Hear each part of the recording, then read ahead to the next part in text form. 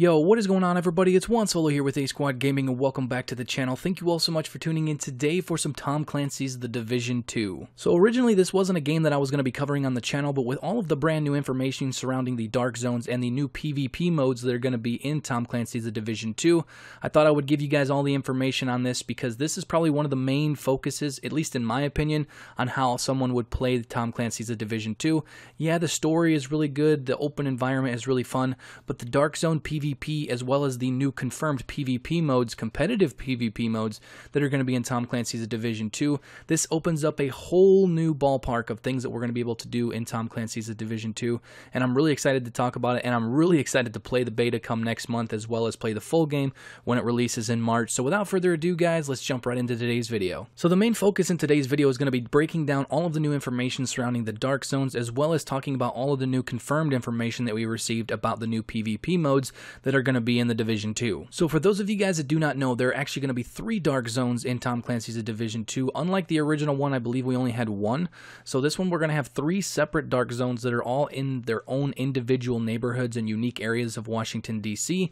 And each one is going to tell their own story on how it became a Dark Zone, and it's going to have obviously different environments from each other. So that's really cool. It gives us a little bit of variety. We're not just stuck in the same Dark Zone with the same areas. We're going to have 3 different Dark Zones to choose from and all sorts of different layouts and stuff in those individual areas. So the first time you actually enter any of the 3 Dark Zones, it's not actually going to have other players in it. It's going to be a PvE mission to sort of introduce you to the area. You're only going to have to deal with other NPCs and factions in the Dark Zone. You're not actually going to have to go up against other players, at least in your first trip into the zone. This will also give you a chance to sort of learn the lay of the land and how the Dark Zone is actually set up. So the first time going in there, if I were you, I would go around, explore as much as possible while I was in this PvE mission so I could kind of learn the lay of the land. That way when I go in there and I actually are going to get loot, possibly going up against rogue agents or other players and stuff like that, you're going to kind of know the lay of the land and you're not going to be going in there somewhat blind. So the next thing we're actually going to be talking about is one of the more important things you're going to need to know while you're playing in the Dark Zone, and that is going rogue. So there's actually a few new ways that you can go rogue in the Dark Zone, and one of the new ways is actually becoming a thief. So if you actually use one of your Dark Zone keys to break into a locked chest, or you loot one of the Dark Zone drops that are dropped onto the map, you're going to be earning more loot than normal by doing these actions, but you're also going to be marked as rogue in that Dark Zone. But by doing these things, you're going to actually open up a quest line that you can complete, and it will grant you access to a secret entrance to the Thieves' Den. So in this area, you're actually going to access a new rare vendor that has really good loot, as well as you will no longer be marked as rogue if you entered this space, and then obviously you can go back out into the open world of the Dark Zone as a non-rogue agent. So there's actually 4 levels of rogue status, and obviously the first one being the fact that you're not rogue, and this is if you have just entered the Dark Zone or are only fighting NPC factions. Enemy players cannot actually damage you unless they are classified as rogue agents, which obviously you will be notified on the map and on your HUD that there is a rogue agent in front of you or whatever, so you don't have to worry about someone just rolling up on you and trying to shoot you. I believe they actually have to declare their status rogue. They can't actually just walk up and shoot you and kill you and then be deemed a rogue agent like that was in the first division. So next obviously is rogue status. So this is if you stole contents in a locked chest or Dark Zone drop like we just talked about, or if you held down the button to initiate rogue status. You're no longer actually going to be able to kill a player to become rogue. This is something that a lot of people were struggling with in the original the Dark Zone in the first game, and that was a pain in the ass, to be honest. So the next state is the disavowed rogue. So when you went rogue and you killed another agent, this is when you're going to become a disavowed rogue agent, and then you are now more visible on the in-game map to other players, so other players are going to be able to pinpoint your position a little bit better. It's not going to show you like always on the radar, but it's going to make it so that the enemies can figure out where you're at more easily, and they're going to be able to track you down and kill you. And then last but definitely not least, we have the manhunt rogue. So this is when you went rogue and you killed multiple agents, and now all players on the minimap and stuff in the game are going to be made aware of your presence, and as well as there's going to be a large bounty been placed on you, so it's going to give other players more incentive to come track you down and kill you, which is probably one of the cool things that I love about the Dark Zone is if you go rogue, you can get a lot of loot that way, but you're also putting yourself out there for other players to come and kill you and take all of that loot. It just, especially with all of the new features and stuff in the Dark Zone, this is probably one of the things that brings the most players in, is just that PvP action and the encounters that you're going to be coming across in the Dark Zone. So also with this, you actually have the ability to clear your rogue status just like you did in the first game by letting your time expire without doing any rogue actions. Obviously, visiting the Thieves' Den is going to grant you access to not being rogue anymore, as well as now once you become a manhunt status, you can actually hack a manhunt terminal to actually make it so that you're no longer rogue. This does take a little bit of time, and then you can also reverse that. You can actually sabotage the manhunt terminal to increase the difficulty of your manhunt, as well as get more rewards if you are able to survive.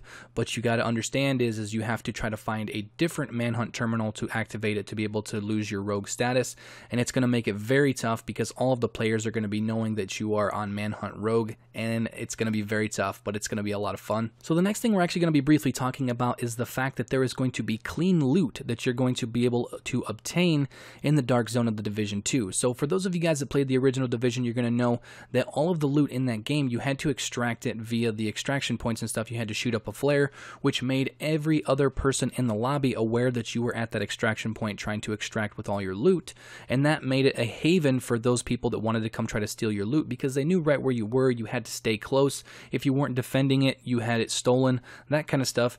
Now there's actually going to be loot that you're going to be able to find in the Dark Zones of the Division 2 that you won't need to extract. It's going to be clean loot, which is going to allow you to equip the item immediately as soon as you find it, which will also make it so you cannot lose it. Once you immediately equip the item, it's no longer going to be able to be looted by enemy players and stuff, which is really cool. I like this touch. It makes it so that you are rewarded sometimes, even though you might get ambushed or something, you're still going to be able to keep that loot. So next, we're going to be talking about a couple of different variations of the Dark Zone. So the first one is going to be normalization. So most Dark Zones are going to be normalized, which means all gear and weapon stats are brought within a narrow range so that no one was going to totally outclass another player. Me personally, I'll probably get some hate for this, but this is one of the main things I did not like about the original Division in the Dark Zone, was because some people just had their gear and stuff so decked out to tank and stuff like that that I could literally empty magazine after magazine after magazine into enemies and it didn't hurt them. And then they could take like 1 or 2 shots and kill me. Yes, they played the game a lot more than I did, but this made it very frustrating for somebody that didn't have a bunch of time to put into the game. So most Dark Zones are actually going to be normalized, so this makes it so that you will have to play and attack a little bit better, I guess you could say, because of the enemies that you're going to be going up against with real players are going to be similar to DPS and damage reduction with their gear sets and stuff. So it's going to make the Dark Zone a lot more competitive, even for those real high tier players. But then also with this, you're going to have occupied Dark Zones. So once you kind of reach the end game in the Division 2, Dark Zones are going to start becoming occupied for set periods of time.